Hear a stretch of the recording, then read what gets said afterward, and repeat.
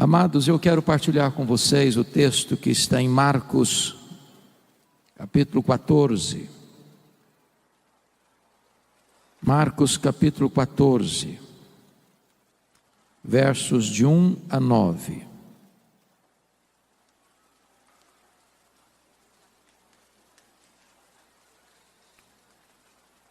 Marcos 14, de 1 a 9, peço que você acompanhe esta leitura comigo. E depois mantenha sua Bíblia aberta nesta passagem, por favor. Dali a 2 dias, era a Páscoa e a festa dos pães asmos. E os principais sacerdotes e os escribas procuravam como prenderiam Jesus à traição e o matariam. Pois diziam, não durante a festa, para que não haja tumulto entre o povo. Estando Jesus em Betânia, reclinado à mesa, em casa de Simão, o leproso, veio uma mulher trazendo um vaso de alabastro com preciosíssimo perfume de nardo puro. E quebrando o alabastro, derramou o bálsamo sobre a cabeça de Jesus. Indignaram-se alguns entre si e diziam, para que este desperdício de bálsamo? Porque este perfume poderia ser dado ou vendido por mais de 300 denários e dar-se aos pobres. E murmuravam contra ela. Mas Jesus disse, deixai-a, por que a molestais?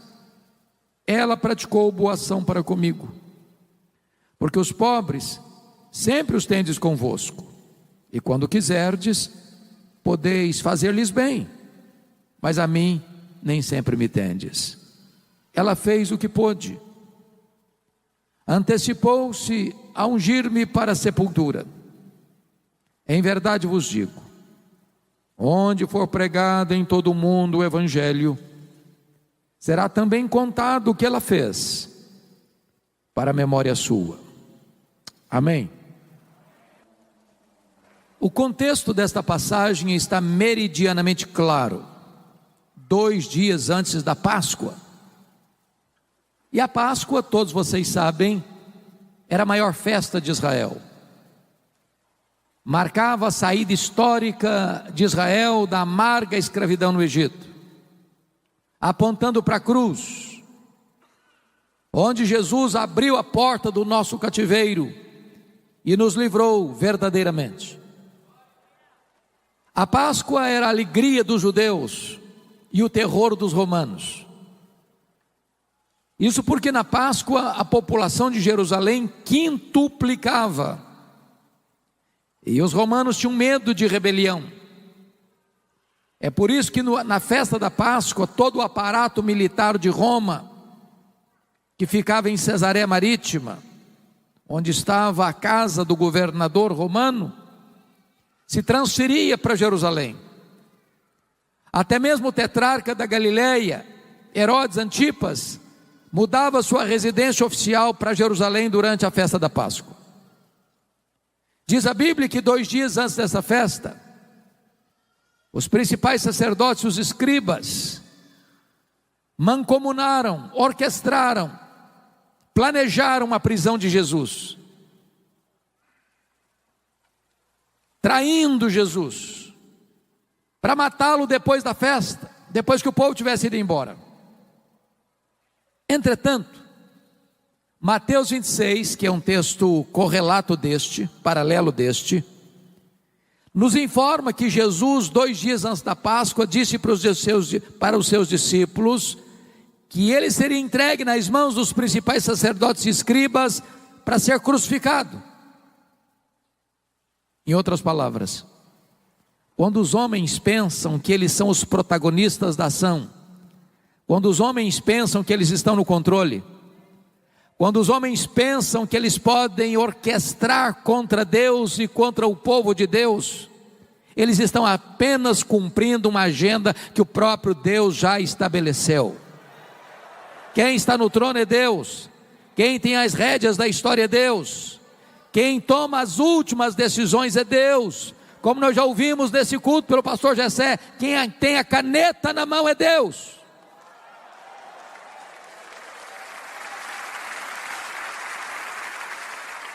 É curioso que 10 quilômetros dali, onde as autoridades judaicas orquestravam a prisão e a morte de Jesus, na aldeia de Betânia, tem uma família preparando uma festa para Jesus. Jesus ainda hoje desperta sentimentos tão diferentes. Ele é amado por uns e odiado por outros. Ele é adorado por uns e rechaçado por outros. Vale destacar que este jantar ou esta festa que foi preparada para Jesus em Betânia acontece na casa de um homem cujo nome é Simão. A Bíblia não fala do sobrenome do Simão, mas adjetiva o Simão. Simão, o leproso. E eu faço uma pergunta a vocês: Simão ainda era leproso quando Jesus esteve na casa dele? E a resposta clara, categórica é: claro que não. Por que você sabe que não? Porque se ele fosse leproso, ele não podia ficar em casa, muito menos receber alguém em sua casa. Mas se Simão não era mais leproso, por que o evangelista registra que o jantar aconteceu na casa de Simão, o leproso, e não na casa de Simão, o ex-leproso? Para advertir-nos ainda hoje de um grande perigo, o perigo de rotular as pessoas, o perigo de marcar gente, o perigo de carimbar gente, porque rótulo fica, quando ele não é mais necessário. O doente foi curado, o cativo foi liberto, o perdido foi encontrado, o pecador foi salvo, mas o rótulo fica. Então não marque gente, não carimbe gente, não rotule gente. Vale destacar que nesse jantar quem se destaca é uma mulher. Esse episódio está registrado nos 4 evangelhos: Mateus 26, Lucas 22, Marcos 14 e João 12. Nos 3 evangelhos sinóticos, Mateus, Marcos e Lucas, esta mulher é incógnita, o nome dela não aparece. Mas no relato de João, essa mulher tem nome, é Maria, irmã de Marta e de Lázaro. E é curioso que Maria só aparece 3 vezes nos evangelhos. A primeira vez, em Lucas 10, ela está aos pés de Jesus para aprender. Eu posso lhe dizer que a academia mais importante do mundo é assentarmos-nos aos pés de Jesus. É a melhor escola do mundo. É ali que você bebe direto da fonte. E toda vez que você abre a sua Bíblia e lê sua Bíblia, e toda vez que você escuta alguém pregando a palavra de Deus, a verdade de Deus, você está sentado aos pés de Jesus. Ele é o mestre, nós somos os aprendizes. A segunda vez que Maria aparece nos evangelhos, em João 11, e mais uma vez ela está aos pés de Jesus, agora para chorar. Seu irmão Lázaro havia sido sepultado já há 4 dias, e eu posso lhes garantir que o lugar mais importante para você e eu estarmos nas horas amargas da vida, do choro, da dor, do luto, é aos pés de Jesus. Ali estão a fonte de consolo. É aos pés de Jesus que as nossas feridas são tratadas, é aos pés de Jesus que as nossas lágrimas são enxugadas, é aos pés de Jesus que nós encontramos conforto para a nossa alma abatida.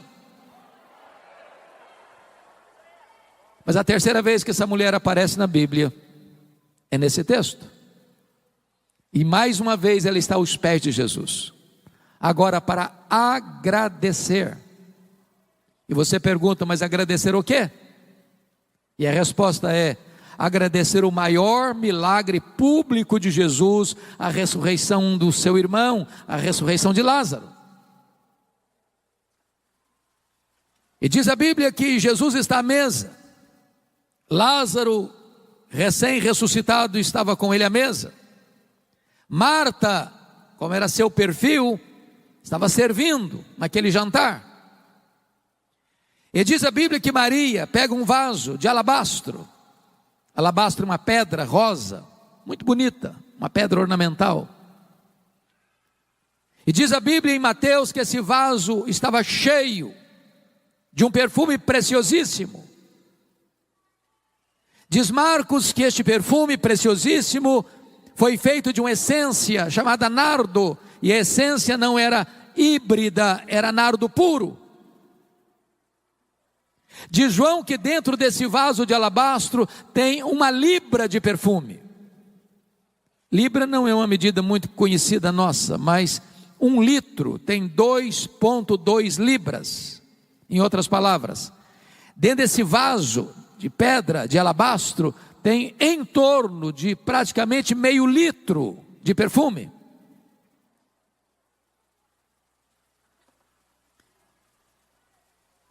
O texto diz que Maria então vem com esse vaso, e quando ela se posiciona atrás de Jesus, ela quebra esse vaso e derrama todo esse perfume, quase meio litro de perfume, na cabeça de Jesus. Esse perfume escorre pelo corpo de Jesus, como que antecipando ou preparando para a sepultura. Esse perfume chega aos pés de Jesus, e diz João 12 que ela enxuga os pés de Jesus com seus cabelos. Toda a casa se enche com esse perfume, e então os discípulos, capitaneados por Judas Iscariotes, ficam irados contra Maria e dizem: isso é um desperdício, esse perfume poderia ser vendido e dar-se aos pobres. E murmuraram contra ela, molestaram-na. Mas Jesus saiu em defesa de Maria e disse: deixai-a, ela praticou boa ação para comigo. Os pobres sempre os tendes convosco, a mim nem sempre me tendes. Ela fez o que pôde, ela antecipou-se a ungir-me para a sepultura. E em verdade vos digo, em todo mundo onde for pregado o Evangelho, será contado o que ela fez, para a memória sua.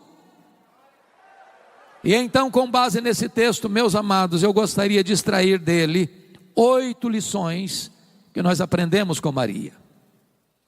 A primeira delas está no verso 8, confira comigo, por favor. Está escrito: ela fez o que pôde. Você pode repetir essa frase comigo? Ela fez o que pôde.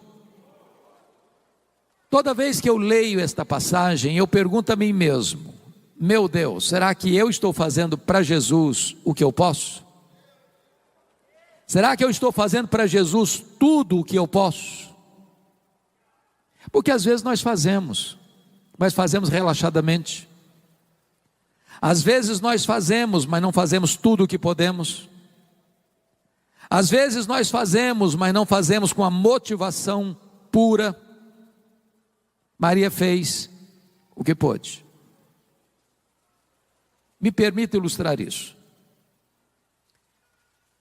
Em 1723, surge na Alemanha, pela liderança de Ludwig van Zinzendorf, um movimento de oração, que durou 100 anos ininterruptamente, desencadeando na Alemanha um movimento de oração, de reavivamento e de despertamento missionário.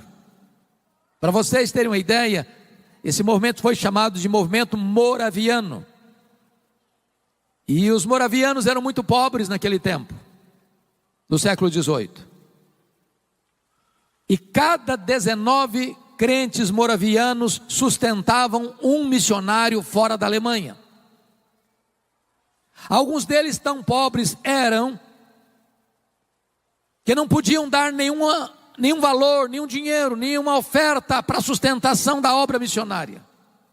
Então, eles se vendiam como escravos para comprar a passagem de ida para os povos mais distantes do mundo, para ficarem ali o resto da vida como missionários, para levar aqueles povos à esperança do Evangelho.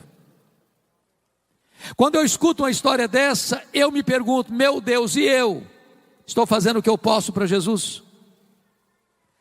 Estou fazendo tudo o que eu posso para Jesus? Maria fez o que pôde. E você? Está fazendo tudo o que você pode para Jesus? A segunda lição que eu aprendo com Maria está no versículo 3. Ela não só fez o que pôde, ela fez o seu melhor. Vamos entender algo importante aqui, irmãos. Esse perfume preciosíssimo não era encontrado numa loja de perfumaria naquela época. Até porque esta essência, nardo, não se produzia em Israel. Esta essência só era encontrada na cordilheira do Himalaia, de um arbusto seco, moído e transportado em lombos de camelos. Esse perfume era caríssimo e era raríssimo. Porque notem que ele foi avaliado, e o tesoureiro Judas Iscariotes, que entendia de dinheiro, lá em João 12 diz que foi ele quem avaliou esse valor. É só parar para pensar comigo agora. Em mais de 300 denários. Um denário era o salário de um trabalhador durante o dia. Ora, se ele foi avaliado em mais de 300 denários e tinha dentro daquele vaso menos de meio litro, menos de meio quilo, significa que cada grama desse perfume custava um denário. É a mesma coisa de você trabalhar um dia inteiro e no final do dia você ir lá comprar uma gota de perfume, 1 grama de perfume. Agora, me permita outra pergunta. Eu sei que todos nós gostamos de um bom perfume. Às vezes fazemos uma aventura de comprar um perfume caro. Quando você tem um bom perfume, eu pergunto a você, como é que você usa? É apenas um pouquinho, na ponta da orelha, num dia especial. E você diz assim, esse perfume tem que durar pelo menos 1 ano. Agora notem que Maria não chega e abre o vaso. Ela chega e quebra o vaso. E por que ela quebra o vaso? Porque ela está dizendo, eu não quero que sobre nem uma gota. Tudo que eu tenho e o melhor que eu tenho, eu quero colocar a serviço de Jesus. Ela fez o seu melhor.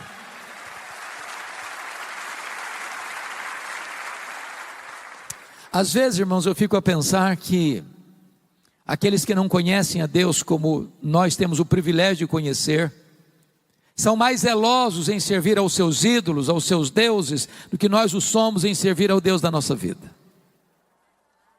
Pastor Jessé, há uns 3, 4 anos eu estava pregando em Portugal e fui visitar uma cidade perto de Coimbra. E na medida que viajávamos, eu vi caravanas a pé, caminhando pelo asfalto. E eu perguntei, mas o que essas pessoas estão fazendo? Onde elas estão indo? Me responderam assim, elas estão indo a Fátima, pagar promessas. E eu perguntei, mas a que distância elas estão andando a pé? Me responderam, a mais de 300 quilômetros. Aí eu fiquei pensando nos nossos crentes. Às vezes moram no bairro da igreja, na cidade onde está a igreja, tem ônibus, alguns lugares tem metrô, em outros tem Uber, tem táxi. Se tiver chovendo, eu não vou porque está chovendo. Se tiver muito calor, eu prefiro ir para a praia. Se vai ter o jogo dos 2 times que eu mais gosto, eu dou um jeito de dar um ninjazinho e ir lá assistir. E a gente arranja desculpa. E às vezes aqueles que não conhecem a Deus e não servem a Deus como nós, são mais zelosos em servir aos seus deuses, que nós o somos em servir ao Deus da nossa vida.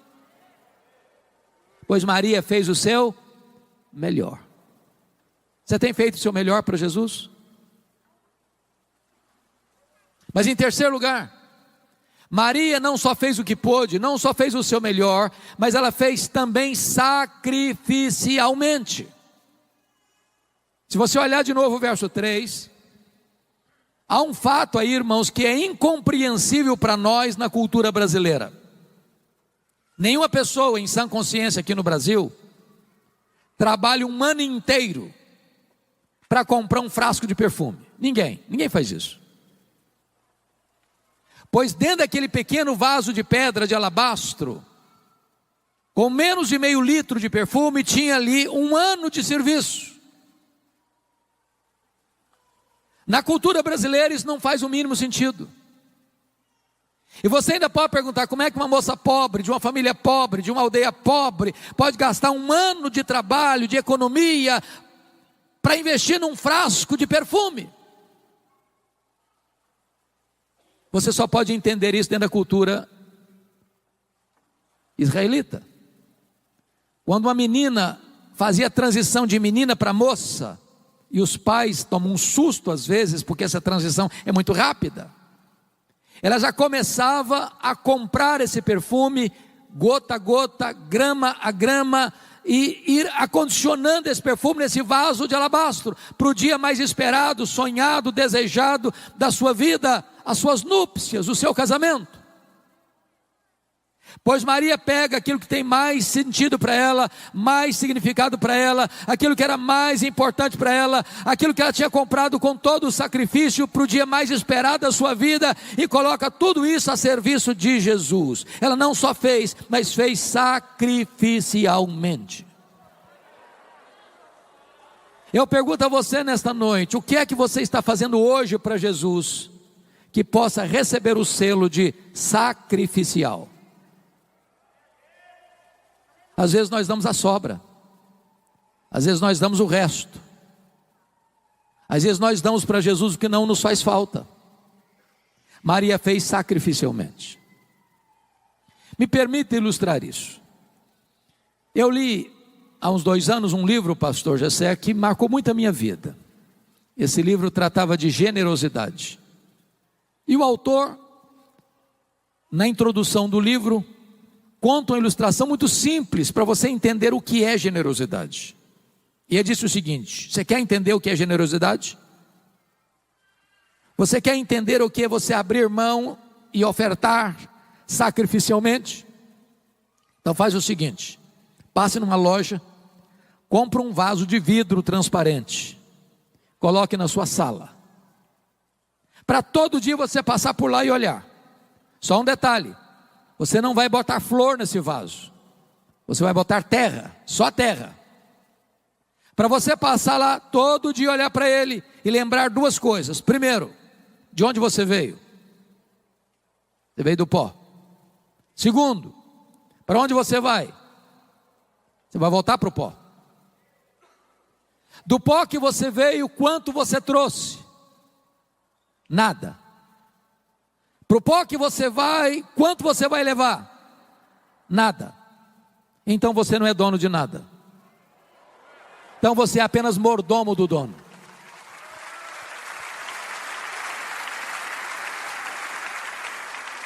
A Bíblia diz que o dono é generoso. E a Bíblia diz que você e eu somos mordomo do dono, e o que se requer do mordomo é que ele seja encontrado fiel. E a única maneira de você ser fiel com o que é do dono é sendo generoso com o que é do dono, porque o dono é generoso. O grande problema que você e eu temos para sermos generosos é a síndrome de dono. Se é meu, é para mim. No momento que você entender que você é um mordomo e você administra o que é de Deus, você não tem mais dificuldade de ser generoso com o que é do dono, porque o dono é generoso. O que você já fez hoje, até hoje, para Jesus, que você possa dizer assim: essa oferta foi uma oferta sacrificial? Me permita contar uma história que aconteceu aqui na Paraíba, na cidade de Itaporanga. A Igreja Batista Missionária estava passando um momento muito difícil em virtude da seca, e o pastor da igreja tinha um programa na rádio que alcançava 40 mil pessoas no entorno da cidade de Itaporanga. Mas a situação financeira estava muito difícil, e o pastor não estava conseguindo pagar o programa, estava 3 meses inadimplente. Então ele recebeu um ultimato da editora dizendo o seguinte: ou o senhor paga o programa, ou nós vamos ter que tirar o programa do ar. Então o pastor chegou na igreja no domingo à noite, e fez um desafio para os crentes: meus irmãos, o programa não pode sair do ar. Tem 40 mil pessoas que ouvem essa mensagem e nós não podemos tirar o programa do ar. Então eu quero conclamar vocês, a todos nós, fazermos uma oferta sacrificial para o programa não sair do ar. Estava lá na igreja um casal, membros da igreja, o senhor Tota e a dona Lourdes. Eles eram meeiros. Essa palavra meeiro não é uma palavra muito comum aqui na cidade, mas meeiro é o cidadão que trabalha na propriedade de uma pessoa, planta, colhe, e na hora que ele colhe, metade vai ser para o dono da propriedade e ele fica só com a metade. Então o senhor Tota e a dona Lourdes moravam a 6 quilômetros da cidade, iam a pé. Retornando para casa, o casal ia discutindo, e a Lourdes dizendo: ô Tota, você viu o apelo do pastor, o programa não pode sair do ar, nós temos que fazer uma oferta sacrificial. E o Tota dizia: mas Lourdes, lá em casa não tem dinheiro. Não, mas nós temos que ajudar. Mas Lourdes, fazer o quê? Não tem dinheiro lá em casa, vão dar o quê?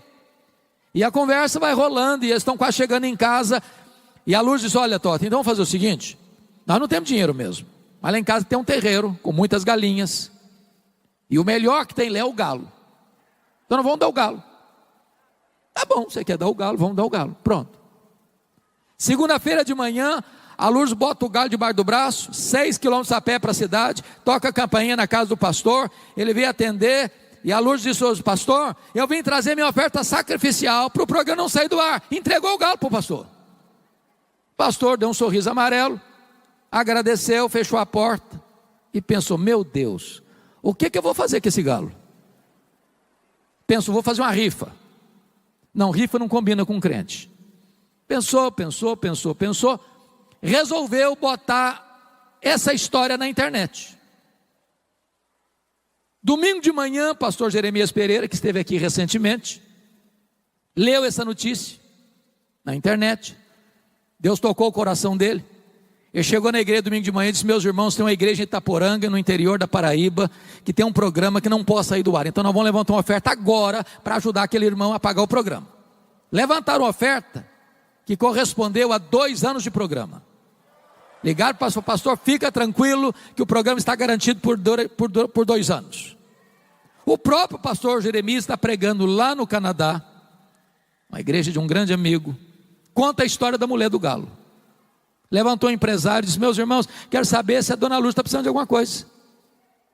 A casa dela tem energia, mas não tem geladeira, não tem um fogão para ela fazer algumas coisas mais especiais, fazer um chup-chup para vender, essa coisa toda. Falei: então estou mandando dinheiro para comprar geladeira, para comprar o que ela precisa. Pastor Jeremias está pregando uma outra igreja, levanta uma pessoa e diz: eu quero saber essa terra. Ué, não precisa ser meieira mais não, vamos comprar a terra vai ser dela. Vão comprar a terra, vão passar a propriedade no nome dela, a escritura no nome dela, ela vai ser proprietária, não vai ser meieira mais. Comprar a terra, passar a escritura no nome dela. Está pregando outra igreja, levanta o irmão e diz: eu quero saber como é que é essa terra, se ela está produzindo direito, se precisa mandar um engenheiro agrônomo lá, se cavar poço artesiano, se precisa irrigar essa terra, trabalhar essa terra para produzir, e fizeram isso. Está pregando uma igreja em Nova York, levanta o irmão e diz: eu quero saber se a casa da dona Luiz é uma casa boa. Não, a casa é humilde, uma casa simples, tem energia, tem geladeira, tem isso, tem aquilo, mas a casa é muito simples. Então derruba tudo, vamos construir uma casa grande, de alvenaria, bonita, confortável, mobiliar, fazer tudo que ela precisa. Um repórter da Christianity Today escuta essa história em Nova York, pega um avião, desce em João Pessoa, pega um carro, vai a Itaporanga e faz uma entrevista com a dona Lourdes. E essa história da mulher do galo percorreu o mundo inteiro. Porque uma mulher, um homem, meieiros, deram uma oferta sacrificial, sem esperar nada em troca. Não é barganha, não é troca. É o coração generoso. Maria fez sacrificialmente.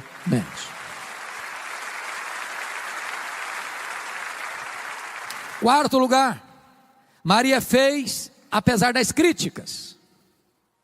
Eu sou pastor há 40 anos e eu confesso a vocês que eu nunca vi uma pessoa se levantando para fazer a obra de Deus sem enfrentar críticas. Quem tem medo de críticas não serve a Deus. Quem tem medo de críticas está mais interessado no aplauso dos homens do que na aprovação de Deus. Maria enfrentou 3 críticas. Confira comigo o verso 4. Indignaram-se alguns entre si e diziam: para que esse desperdício de bálsamo? Quem são esses alguns aqui? Os discípulos, que deviam estar felizes com a atitude dela, imitando o exemplo dela, estão indignados contra ela. Mas eles não estão indignados com o que ela fez, não. Eles estão indignados para quem ela fez. Se fosse para os pobres, tudo bem, mas para Jesus, não, aí é demais, aí é um desperdício. Se você fizer a obra de Deus, você vai causar indignação em muita gente. A segunda crítica que ela recebe está no versículo 5, confira aí. Porque este perfume poderia ser vendido por mais de 300 denários e dar-se aos pobres, e murmuravam contra ela. Agora não é mais indignação, é murmuração. É bem verdade que esse negócio de murmuração está acabando nas igrejas, né, irmãos? Ele não murmura mais, né? Mas vejam vocês, eles não estão murmurando, eles estão murmurando contra ela. É curioso que João 12 relata que é Judas Iscariotes quem puxa essa fila da murmuração contra Maria, e é nesse contexto aqui que a Bíblia diz que ele era ladrão. Ele não estava interessado em ajudar pobre, coisa nenhuma, ele estava interessado em embolsar essa grana. E ele fica muito irritado com Maria, porque ele é avarento, ele ama o dinheiro. E quando ele vê Maria de maneira tão generosa, de maneira tão sacrificial, oferecendo para Jesus algo que tem um valor tão grande que ele podia e queria embolsar, mas ela oferece para Jesus, isso provoca nele indignação e murmuração. E é desse jantar que Judas Iscariotes sai e vai para Jerusalém nas caladas da noite para vender Jesus e trair o seu mestre. Mas a quarta crítica que Maria enfrenta está aí no versículo 6. Mas Jesus disse: deixai-a, porque a molestais. Ela praticou boa ação para comigo. Primeiro, indignação. Segundo, murmuração. Terceiro, molestação. Molestar hoje é crime, da cadeia. Então deixa eu fazer uma perguntinha. Você está fazendo a obra de Deus? As pessoas estão criticando você? Continue fazendo a obra de Deus. As pessoas estão irritadas? Continue fazendo a obra de Deus. As pessoas estão murmurando? Continue fazendo a obra de Deus. As pessoas estão molestando você? Continue fazendo a obra de Deus. Você não faz para agradar a homens, você faz para exaltar a Deus. Faça apesar das críticas. Porque é bem verdade que tem crentes porcelana, cristal, crente hipersensível. Qualquer coisinha se melindra. Qualquer coisa, também vou sair da igreja. Qualquer coisa, também eu estava fazendo, me criticar, também não faço mais nada na igreja. Meu irmão, em nome de Jesus, você tem que ser um crente maduro. Larga de ser hipersensível. Larga de ser porcelana. Larga de ser crente cristal. Faça a obra de Deus, apesar das críticas. Mas em quinto lugar, Maria fez só para agradar a Jesus. É o texto de João 12 que nos relata isso, porque só João nos relata esse fato, que Maria enxuga os pés de Jesus com os seus cabelos. Você pergunta, na cultura brasileira, o que significa isso? Resposta: nada, nada, só um ato de humildade. Porém, na cultura israelita isso era um escândalo. Uma mulher não soltava os cabelos em público. Mas por que Maria fez isso? Meus amados irmãos, há momentos na vida que quando você ama Jesus, o seu coração transborda de alegria e de gratidão por Jesus. Você não consegue ficar muito preso dentro de determinadas cercas culturais, de etiquetas sociais. Você acaba transcendendo. Maria não está preocupada o que vai pensar o Judas, o que vai pensar o Tomé, o que vai pensar o Mateus, o que vai pensar este, pensar aquele. Ela não está medindo palavras, ela não está medindo atitudes e gestos, porque ela está melindrada com o que um vai falar, o que o outro vai dizer, o que o outro vai pensar. Não, ela só tem um vetor que governa a vida dela, é agradar ao Senhor Jesus.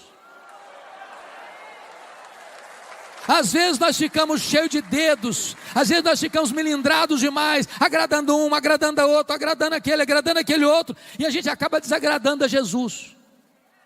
Eu não estou dizendo a você que você e eu temos liberdade para sair aí desagradando as pessoas, não. O que eu estou lhe dizendo é que o vetor que deve governar a nossa vida é só agradar a Jesus.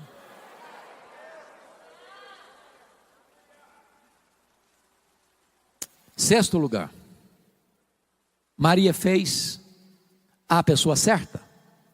Confira comigo os versos 6 e 7. Versículo 6, parte B, diz: ela praticou boa ação para comigo, porque os pobres sempre os tendes convosco. Quando quiseres, podeis fazer-lhes bem, mas a mim nem sempre me tendes. Será que Jesus está dizendo que os pobres não são importantes, que eles não merecem prioridade, que a causa deles não merece urgência? É claro que não. Não é isso que Jesus está dizendo? Aliás, lá em Mateus 25, 31 a 46, há uma cena do juízo final, onde o único pecado elencado lá é o pecado de omissão em relação basicamente aos pobres. Estive com fome e não me deste comer, estive com sede e não me deste beber, estive doente e não fostes ver-me, estive forasteiro e não me abrigaste, estive preso e não me visitaste.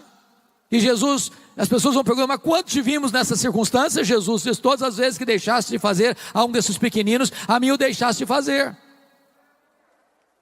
Agora preste bem atenção, ninguém vai para o céu porque ajuda os pobres.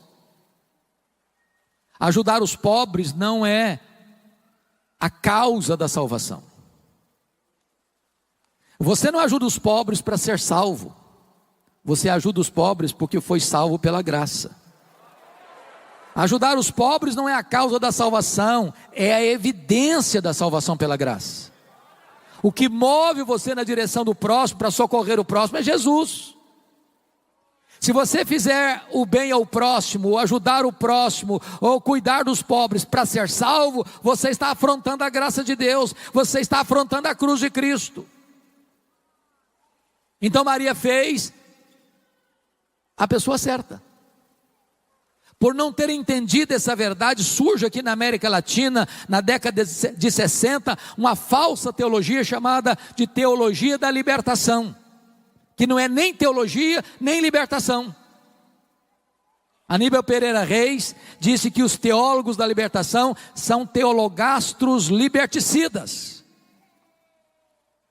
Não, ajudar os pobres não é um caminho para o céu. Ajudar os pobres é a ação daqueles que já estão indo para o céu, pela graça de Deus. Maria fez a pessoa certa. Mas em sétimo e penúltimo lugar, Maria fez no tempo certo. Olha o versículo 8, a parte B comigo. Ela antecipou-se a ungir-me para a sepultura. Ô irmãos, isso é magnífico. E me permita trazer aqui um fato para mim lindo no Evangelho de Lucas. Você sabe que Lucas é o evangelho que mostra a graça de Deus às pessoas rejeitadas, repudiadas, às crianças, às mulheres, aos estrangeiros, aos publicanos, àqueles que a sociedade da época colocavam de lado. O evangelho é endereçado a eles também, com a mesma prioridade.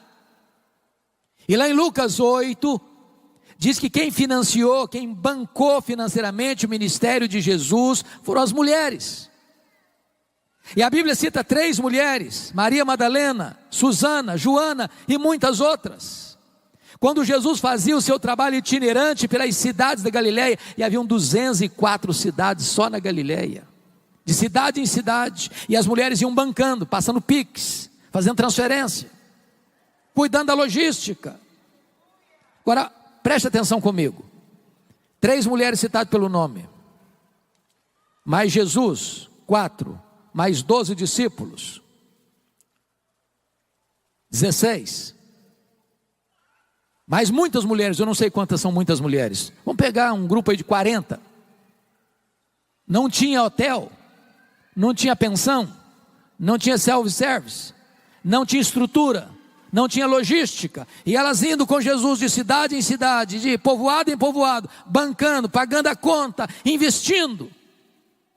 Quando Jesus está subindo para Jerusalém para ser crucificado, e Jesus já tinha alertado isso para os discípulos e elas presentes, elas foram com ele. Quando Jesus foi crucificado, só tem João lá, mas essas mulheres estão presentes.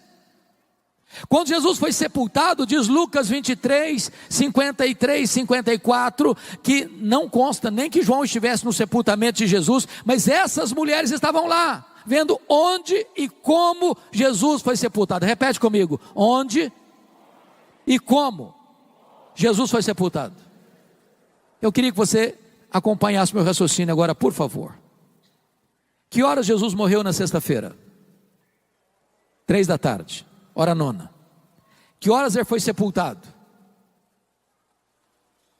Claro que tem que ser antes das 6 da tarde, porque 6 da tarde começava o sábado. São 3 horas então entre a morte e o sepultamento. Agora o que tem que acontecer nessas 3 horas? Morreu, morreu. Ninguém tem autoridade de tirar o corpo da cruz. Então tem que ter uma permissão do governador. Bom, para ir no governador também não pode ir qualquer um, porque ele nem vai receber. Então tem que escolher uma pessoa que tem trânsito. Então escolheram José de Arimateia. E aí chega lá no governador e diz: governador, queria permissão para tirar o corpo do Jesus de Nazaré, o rei dos judeus da cruz, porque ele morreu. Não morreu não. Não tem tempo. Ih, demora. Tem gente que fica mais de um dia. Morreu não. Não morreu, senhor. Não morreu. Eu só acredito se o centurião vier aqui me falar que morreu. Aí vai lá buscar um centurião. Aí volta com o centurião. Morreu, sim, senhor, governador. Então o governador tem que fazer um documento. Aí tem que ir lá, tem que tirar o corpo, tem que ir no mercado comprar perfumes, tem que ir no mercado comprar lençóis e linho, tem que descer o corpo, tem que limpar o corpo, tem que passar perfume no corpo, tem que enrolar o corpo com lençol, tem que tirar o corpo daqui, tem que ir lá rolar a pedra, porque o túmulo é novo, nunca foi usado, a pedra é pesada, e aí tem que botar o corpo lá dentro, tem que sair de lá, tem que rolar a pedra de novo, e as mulheres ali, vendo onde e como Jesus foi sepultado. Agora preste atenção nisso. Por que essas mulheres foram? Acabou o sábado, 6 da tarde, correram para o mercado para comprar perfumes. Por quê? Embora haja um silêncio do texto, e eu fico imaginando, pensando, meditando: meu Deus, por quê? Por quê? Por quê? As mulheres não gostam de nada mal feito, e elas estão olhando onde e como. Eu acho que elas pensaram assim: está mal feito esse serviço, nós vamos fazer direito. Nós vamos fazer direito. Quando elas chegam um domingo de madrugada, a pedra rolada, o túmulo aberto, entram no túmulo, o túmulo está vazio. Elas saem do túmulo, um anjo diz para elas assim: o que vocês vieram fazer aqui? Procurar entre os mortos aquele que está vivo. Ele não está mais aqui não, ele ressuscitou.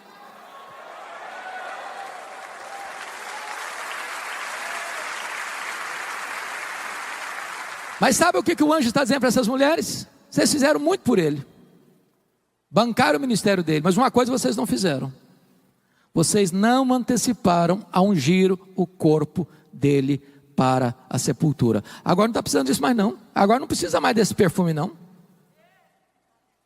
Qual a lição que eu aprendo aqui? Tem coisas na vida que ou você faz agora, ou você faz hoje, ou você nunca mais vai ter chance de fazer.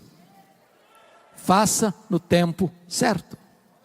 Aquela conversa, aquele encontro, aquele acerto, aquele conserto, aquela decisão, aquela reconciliação, aquela restauração, aquele socorro que você vai enfiar a mão no bolso e ajudar a pessoa que está precisando de ajuda. Faça hoje, para você não chorar a dor do remorso amanhã. Há uma coisa que me choca muito, pastor Gessé, na cultura brasileira: são os nossos funerais. Eu nunca vi ninguém receber tanto elogio quanto os defuntos. Nunca vi. É uma rasgação de seda em cima do caixão que não tem mais jeito. A grande pergunta é: será que aquela pessoa escutou algum desses elogios? Porque depois que morre não fica mais consolado em receber elogio não. E tem gente tão espiritual que você fica até meio chocado. Não, pastor, esse negócio de elogiar é um perigo, porque vai levar a pessoa a ficar vaidosa. Meu amado irmão, o que a Bíblia proíbe é a hipocrisia. A palavra boa, na hora certa, com a motivação certa, é um bálsamo no coração. Então não espere a pessoa morrer para elogiar não. Se você tem que homenagear alguém, homenageie em vida. Se você tem que falar alguma coisa bonita e positiva da pessoa, fale em vida. Se você tem que encorajar alguém, encoraje em vida, no tempo certo.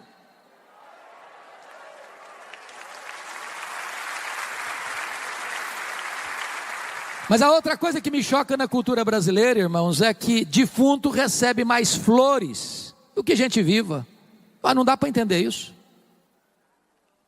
Eu fui num funeral certa feita, eu contei 86 coroas de flores. Tiveram que contratar um caminhão só para levar as flores.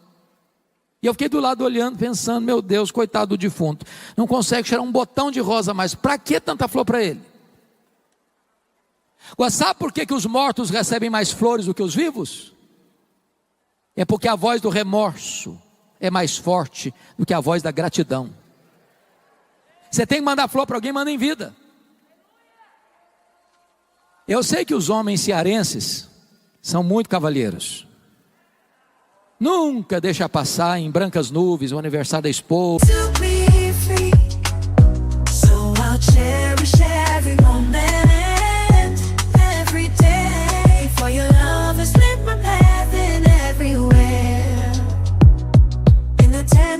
Of your hand, I find the strength to rise and stand through every trial, every tear we've shed.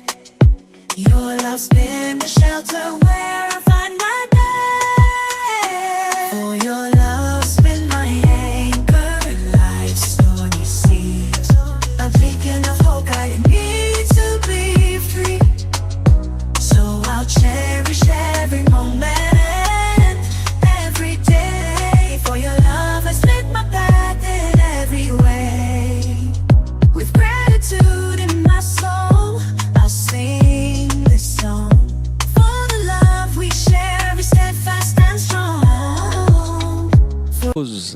Aniversário de casamento, não é verdade? É uma coisa maravilhosa. Mas é provável também que haja algum que seja assim mão de vaca, sabe?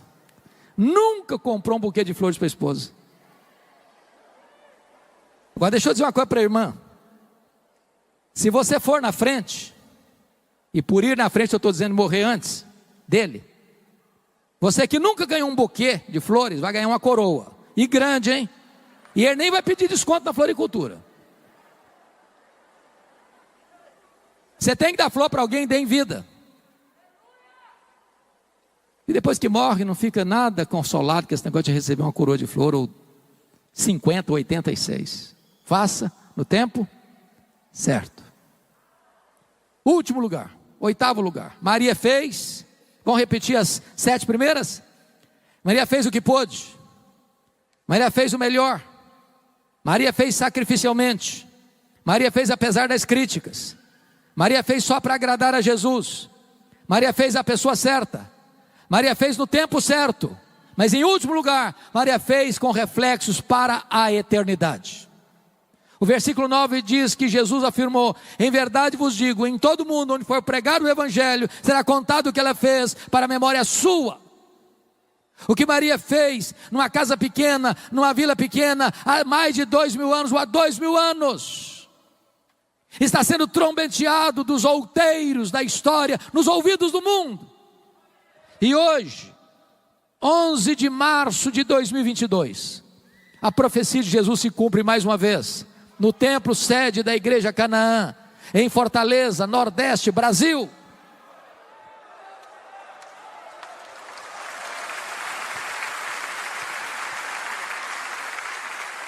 A grande pergunta nesta noite é esta: o que é que você está fazendo que vai impactar as futuras gerações? Não sei se você pensa nisso, mas imagine essa cena, se Jesus não voltar antes, depois de 50 anos que você já tiver partido desta vida, e alguém passar lá no cemitério, der uma espanada lá naquela placa de mármore branca, a sua vida vai estar, a sua história ainda vai impactar alguém? Nós vivemos uma geração humanista, narcisista, egoísta, materialista, só pensa cada um em si mesmo. O que é que nós estamos fazendo, irmãos, para impactar as futuras gerações? E eu queria concluir trazendo a memória esclarecida de vocês uma das histórias mais tristes da Bíblia, de um homem de Deus, o rei Ezequias. Começou a reinar com 25 anos, reinou 29 anos, morreu com 54 anos.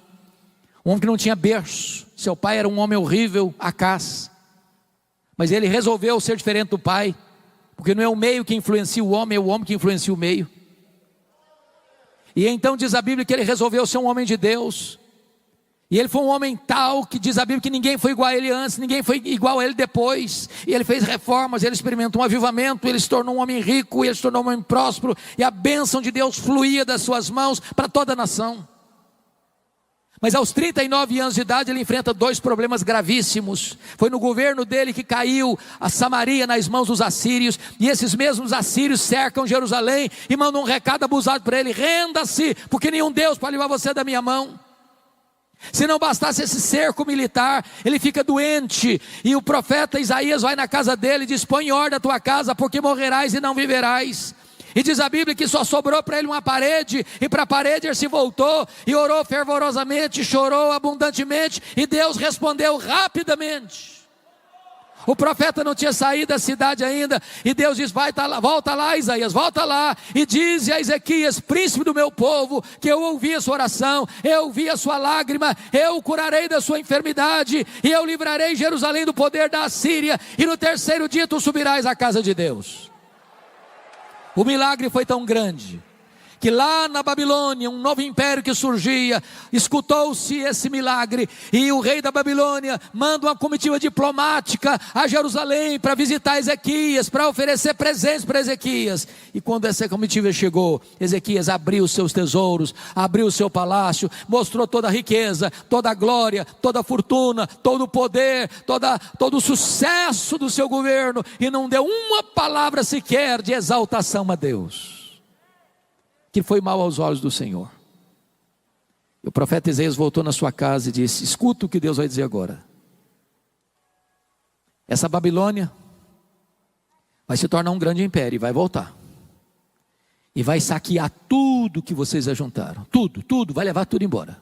E tem mais: dos filhos que tu gerares, serão levados...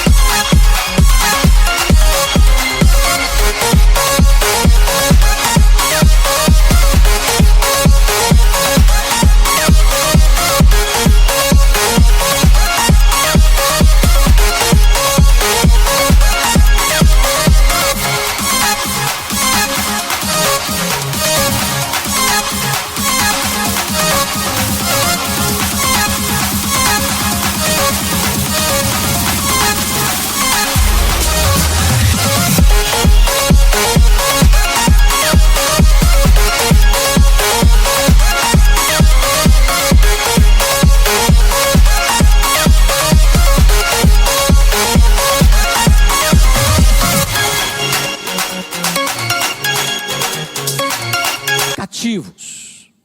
E tem mais: esses filhos vão ser feitos eunucos. Sabe o que significa isso? Esses filhos vão ser castrados, não vão poder gerar. Isso aqui é uma tragédia maior que essa. Sabe qual foi a resposta do rei para o profeta? Boa é essa palavra. Bom, você não entendeu o que eu falei. Estou falando que a Babilônia vai saquear tudo. Eu estou falando que os filhos vão ser escravos. Eu estou falando que os filhos vão ser castrados. E você vem me falar que boa essa palavra. Você ficou louco, você perdeu o juízo. O rei justificou: boa é essa palavra, porque eu terei paz nos meus dias. Quando isso acontecer, eu já bati as botas. Quando isso acontecer, eu não estou mais aqui para contar a história. Na verdade, sabe o que ele está dizendo? Me perdoe da expressão: depois que eu morrer, eu não estou nem aí, que se dane as futuras gerações. Lamentável. Lamentável.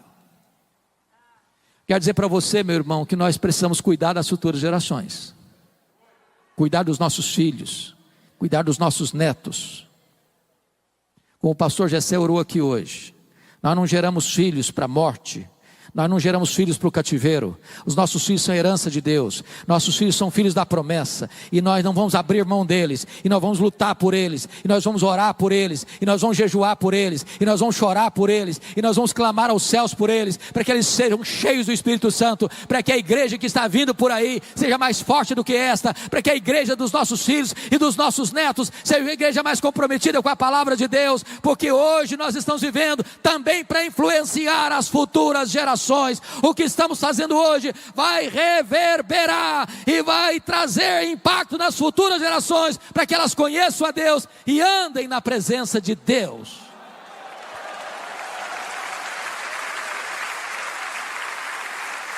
Que Deus nos ajude, irmãos, a viver como Maria viveu, aos pés de Jesus para aprender, aos pés de Jesus para chorar, aos pés de Jesus para agradecer. Que Deus nos abençoe. Amém.